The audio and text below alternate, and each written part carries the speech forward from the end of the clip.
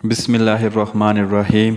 अस्सलामु अलैकुम दोस्तों, हज़रत उमर फ़ारूक रज़ी अल्लाह ताला अन्हु का दौर हुकूमत किस्त नंबर 39 के साथ आज हाज़िर हैं। जंग यरमूक जारी है और जंग यरमूक का 8वां दिन। जिस वक्त ये तैयार होकर मैदान हरब की तरफ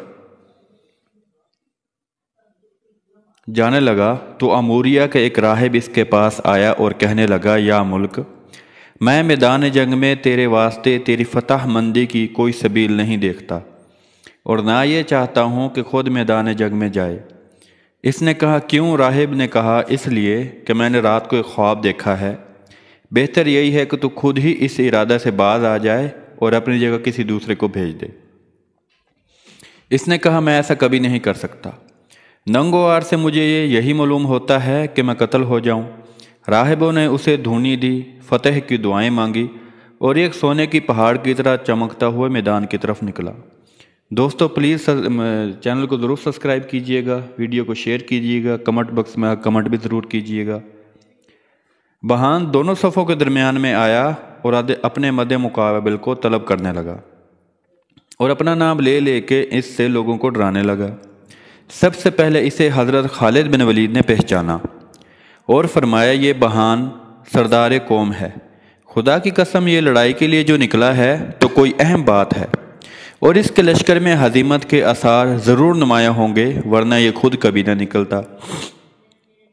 कहते हैं कि बहान अपना नाम ले लेके मुसलमानों को खौफ दिला रहा था, हत्ता कि इसके मुकाबला में कबीला दोस्त का एक लड़का ये कहता हुआ निकला कि मैं जन्नत का बहुत मुश्ताक हूँ। बहान के हाथ में सोने का एक अमूद था। उसने इस ज़ोर से इस नौजवान को वो अमूद मारा कि इसकी रूह जन्नतुल फिरदौस की तरफ परवाज़ कर गई। हज़रत अबू हुरैरा फरमाते हैं कि जिस वक्त वो दोस्ती नौजवान गिरने लगा तो मैंने उसे देखा कि वो अपनी उंगली से आसमान की तरफ इशारा करता है और अपने मरने और आज़ियत उठाने का बिल्कुल भी फ़िक्र नहीं करता। मैं इसकी ये हालत देखकर फ़ौरन समझ लिया कि ये इशारा और अदम रंज व फ़िक्र हौरान बहिश्त के मुआयना करने की वजह से है जो उसे इस वक्त नसीब हुआ है।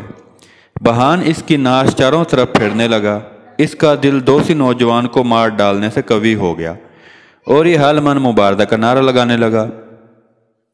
मुसलमान ये देखकर बेताब हो गए और इसकी तरफ ये दुआया कलमात कहते हुए दौड़े, इलाही इसके कत्ल को मेरे हाथ से पूरा कराइए।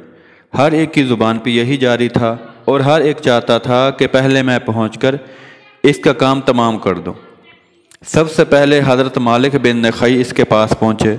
मैदान कारज़ार में इसकी बराबरी करने लगा और फरमाया, गबरू, इस शख्स के मार डालने पर घमंड और गरूर ना करे। यह हमारा साथी अपने परवरदिगार की मुलाकात का निहायत मुश्ताक था, बल्कि हम में से हर शख्स जन्नत के इश्तियाक में है और चाहता है कि जल्द से जल्द वहाँ पहुँच जाए। अगर तू भी हमारा वहाँ साया बनना चाहता है और ये ख्वाहिश है कि मैं भी उनके पड़ोस में रहूँ और हयात नईम की नेमतों में शामिल हो जाऊँ, तो कलमा शहादत का इकरार कर ले, और अगर ये नहीं तो कम अज़ कम अदाए जज़िया का वादा कर ले, वरना याद रख ये तलवार होगी और तेरा सर होगा। इसने कहा, क्या आप मेरे साथी खालिद बिन वलीद हैं? आपने फरमाया, नहीं, बल्कि मैं मालिक बिन नखई रसूलुल्लाह का साथी और सहाबी हूँ। बहान ने कहा, तो मैं तुमसे ज़रूर लड़ूंगा। यह कहकर आप पर हमला कर दिया। ये मलून चौंका नहायत शजी और बहादुर था, इसलिए दोनों में नबरदा जमाई होने लगी। उसने अपना मुंह सीधा करके आपके खोद पर इस ज़ोर से मारा कि खोद आपकी पेशानी में घुसता चला गया और इसके सदमा की वजह से आँख के ऊपर की हड्डी फिर के तुरछी हो गई। इसी ज़ोर से आपका लक़ब अश्तर पड़ गया। कहते हैं कि हज़रत खालिद बिन नखई ने बहान की इस ज़रब का जवाब आपको पहुँची थी, सदमा महसूस किया तो चाहा कि लश्कर में वापस लौट जाऊँ, मगर फिर गौर किया और दिल में ये सोचा कि अल्लाह तबारक व तआला नासिर व मददगार हैं। खून चौंका आपके चेहरे मुबारक से बह रहा था, इसलिए खुदा का दुश्मन ये समझा कि आपका काम तमाम हो गया। ये सोचकर वो इस बात का मुंतज़र हुआ कि आप कब घोड़े से गिरते हैं, मगर आपने अचानक एक हमला किया। इसी वक्त मुसलमानों की आवाज़ आपके कानों में आई, मालिक अल्लाह तबारक व तआला से इस्तानत चाहो, वो तुम्हारे मुकाबले पर ज़रूर तुम्हारी मदद फरमाएंगे। हज़रत मालिक बिन अश्तर नखई कहते हैं कि ये सुनते ही मैंने अल्लाह तबारक व तआला से मदद मांगी।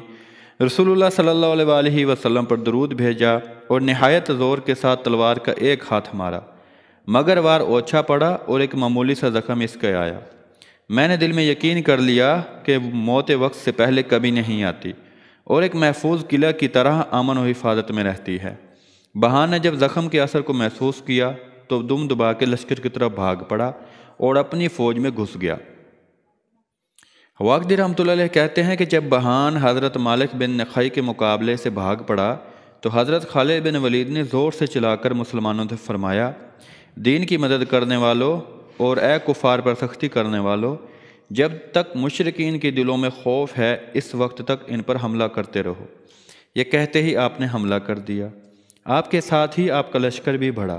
ہر مسلمان سردار کے ساتھ اس کی فوج چلی اور تحلیل و تکبیر کے نعرے بلند کر کے کافروں پر پل پڑی۔ تھوڑی سی دیر تک تو رومی حملے کا جواب دیتے رہے، مگر جب آفتاب انہیں اندھیرے میں اکیلا چھوڑ کر مغرب کی طرف چلا گیا اور آسمان کا مغرب والا کنارہ بھی ظلمت کدہ بن گیا تو ان کے پیر اکھڑ گئے، شکست کھا کر بھاگے اور اس بری طرح بھاگے کہ پھر نہ سنبھل سکے۔ مسلمانوں نے ان کا تعاقب کیا اور انہیں قید و قدر ڈوب کر مرے اور انہیں قتل کرتے ہوئے آگے بڑھتے گئے، حتیٰ کہ ان میں سے 1,00,000 فوجی مارے گئے، 40,000 گرفتار ہوئے۔ ناکوسا ندی میں اس قدر ڈوب کر مرے جن کی تعداد کا اندازہ کرنا بہت مشکل ہے۔ اکثر پہاڑوں سے ٹکرا کے جہنم رسید ہوئے۔ بہت سے جنگل اور پہاڑوں میں متفرق ہو کر ادھر ادھر مارے پھرنے لگے۔ مسلمانوں کے سوار ان کا پیچھا کرتے ہوئے انہیں قتل و گرفتار کر کر کے پہاڑ اور جنگلوں سے لانے لگے۔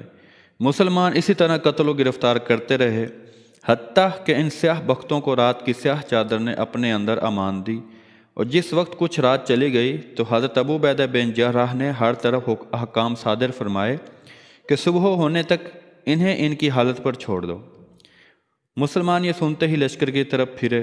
ان کے ہاتھ میں مال غنیمت، سرا پردوں، سونی چاندی کے برتنوں،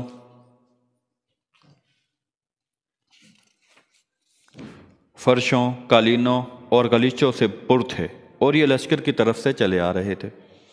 واقدی رحمۃ اللہ علیہ کہتے ہیں کہ حضرت ابو عبیدہ بن جراح نے کچھ آدمیوں کو مال غنیمت کی فراہمی اور اس کو جمع کرنے کے لیے مقرر فرمایا۔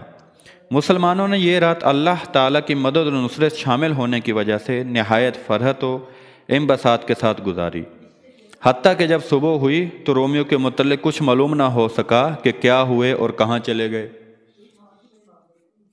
کیونکہ رومی اکثر رات کی تاریکی میں ناکوسا ندی کے اندر ڈوب گئے تھے اور بہت سے یرموک کے غاروں اور گڑھوں میں جا پڑے تھے۔ عامر بن یاسر رحمۃ اللہ علیہ نے بسلسلہ روایت بیان کیا ہے کہ حضرت ابو عبیدہ بن جراح نے یہ ارادہ کیا کہ مشرکین کے مقتولین کی تعداد کا شمار کیا جائے، مگر آپ ان کی کثرت کی وجہ سے ان پر قادر نہ ہو سکے۔ آپ نے حکم دیا جنگل سے لکڑیاں کاٹ کاٹ کر لائی جائیں اور ان میں سے ہر ایک لکڑی ہر مقتول کے اوپر رکھ کر پھر ان لکڑیوں کا شمار کر لیا جائے۔ چنانچہ ایسا ہی کیا گیا تو معلوم ہوا کہ مقتولین کی تعداد 1,50,000 ہے اور 40,000 قیدی اور جو نکوسا ندی میں ڈوب کر مر گئے وہ علیحدہ رہے۔ جہاں بعض ان اسلام کا شمار کیا گیا تو 4,000 شہداء کی لاشیں دستیاب ہوئیں۔ حضرت ابو عبیدہ بن جراح نے یرموک کے میدان میں کچھ مقتول سر ایسے بھی پائے جو مشتبہ تھے کہ آیا یہ نصرانی ہیں یا عرب ہیں یا مسلمان شہداء کے۔ آخر آپ نے ان کے غسل کا حکم دیا، نماز جنازہ بھی پڑھی اور دوسرے شہداء کے ساتھ سپرد خاک کر دیے گئے۔ اس کے بعد مسلمان پہاڑ اور جنگل میں رومیوں کی تلاش کے لیے نکلے۔ ایک چرواہے کو انہوں نے دیکھا اور اس سے دریافت کیا کہ کیا کوئی رومی ادھر سے گزرا ہے؟ اس نے کہا ہاں، ایک سردار جس کے ساتھ 40,000 کے قریب جماعت تھی میرے پاس سے ہو کے گیا ہے۔ واقدی رحمۃ اللہ علیہ کہتے ہیں کہ یہ سردار بہان معلوم ہوتا تھا۔ حضرت خالد بن ولید نے اس کا تعاقب کیا اور اس کی فوج کے قدموں کے نشانات پر آپ چلے جا رہے تھے۔ لشکر زحف آپ کے ہمراہ تھا، حتیٰ کہ دمشق میں آپ نے اس کو دیکھا۔ جس وقت مسلمان اس کی فوج کے بالکل قریب ہو گئے تو انہوں نے تکبیر کے فلک شگاف نعرے بلند کیے۔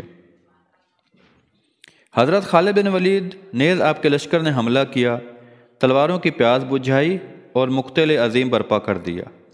بہان جان بچانے کے لیے گھوڑے سے اتر کر باپیادہ ہو گیا، مگر ایک مسلمان موت کا فرشتہ بن کر اس کے سامنے آیا اور اس نے اگرچہ اپنی جان بچانے کے واسطے بہت ہاتھ پیر مارے، مگر اس نے اسے تلوار کی ایک ہی ضرب سے ہمیشہ کے لیے دنیا سے رخصت کر دیا۔ روایتوں میں یہ اختلاف ہے کہ مسلمانوں نے اسے قتل کیا۔ بعض کہتے ہیں کہ اس کے قاتل حضرت نعمان تھے، اور بعض کا یہ قول ہے کہ حضرت عاصم بن خوال۔ باقی واللہ عالم۔ دوستو 39 نمبر قسط کا یہی اینڈ ہوتا ہے۔ انشاءاللہ بفضل خدا 40 نمبر قسط کے ساتھ بہت جلد حاضر ہوں گے۔ دوستو ویڈیو کو دیکھیں، کمنٹ کریں، ویڈیو باکس میں آئیں، ویڈیو کو شیئر کریں اور پلیز چینل کو ضرور سبسکرائب کریں۔ شکریہ۔